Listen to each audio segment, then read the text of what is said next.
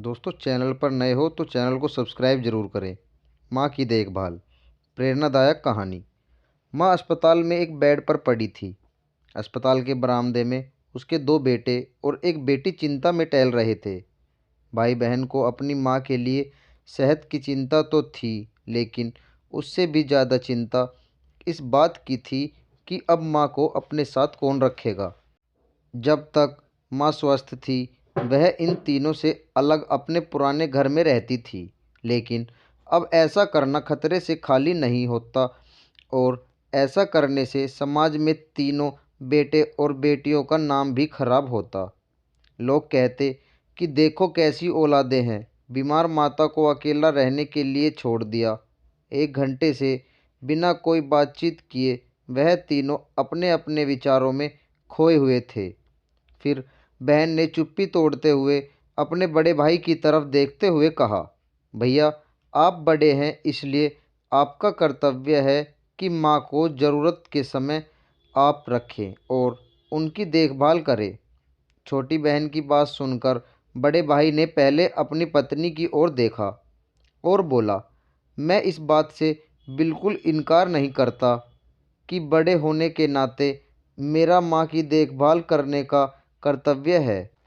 लेकिन तुम तो जानती ही हो कि मैं और तुम्हारी भाभी दोनों ही जॉब करते हैं।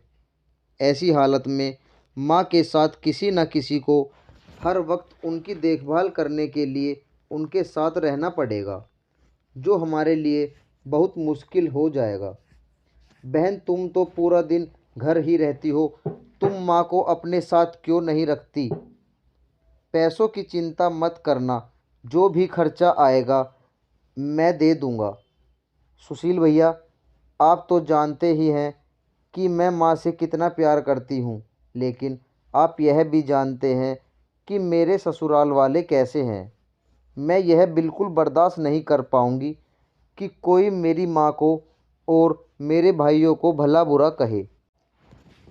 इसलिए अच्छा यही होगा कि माँ को अनिल भाई के यहाँ रखा जाए। बड़े भाई सुशील ने भी छोटे भाई अनिल के यहाँ माँ को रखने के लिए सहमति जताई। आप यह कैसी बातें कर रहे हो? क्या आपने नहीं देखा कि माँ कभी भी मेरे घर 2 दिन से ज़्यादा रही ही नहीं है? उसका मेरे यहाँ मन लगता ही नहीं है, फिर कैसे वह इतने दिन मेरे घर रह पाएगी? छोटे भाई ने अपनी असहमति जताते हुए कहा। इससे पहले कि इस चर्चा को कोई नतीजा निकाल पाता, एक नर्स वहां दौड़ते हुए आई और कहने लगी, क्या आप ही वार्ड नंबर 4 में भर्ती मरीज के रिश्तेदार हैं? आपको डॉक्टर साहब अंदर बुला रहे हैं। सभी घबरा गए और दौड़ते हुए डॉक्टर के पास पहुंचे। डॉक्टर ने उनसे हाथ जोड़ते हुए कहा, आई एम सॉरी, मैं आपकी माताजी को नहीं बचा पाया। डॉक्टर की इस खबर ने सबके चेहरे पर झूठी मूठी दुख की परत तो चढ़ा दी, लेकिन सभी के दिल के किसी कोने में इस बात की खुशी भी छिपी हुई थी कि अब उन्हें माँ को नहीं संभालना पड़ेगा और माँ की वजह से उन्हें परेशान नहीं होना पड़ेगा। दोस्तों, छोटी सी यह इमोशनल कहानी ही समाज का सत्य है। यहाँ लोग ऊपर से जो दिखाते हैं वह अंदर से नहीं होते। जो माँ बाप अपने चार चार बच्चों को बिना किसी शिकायत के बड़ी आसानी से संभाल पाते हैं, आगे चलकर ज़रूरत पड़ने पर यही 4 बच्चे मिलकर भी उन्हें नहीं संभाल पाते या नहीं संभालना चाहते। बच्चों को यह बात नहीं भूलनी चाहिए, जैसा वह बोएंगे वैसा ही तो काटेंगे। अगर आज वह अपने माँ बाप के साथ बुरा बर्ताव करते हैं, तो उन्हें यह याद रखना चाहिए कि उनके बच्चे भी बड़े होंगे और वह भी बूढ़े होंगे। जो उन्होंने अपने माँ बाप के साथ किया है, उनके बच्चे भी उनके साथ वही करेंगे। दोस्तों, अपने दिल से छल कपट निकाल दीजिए और सच्चे मन से अपने माता पिता की, अपने बुजुर्गों की सेवा कीजिए।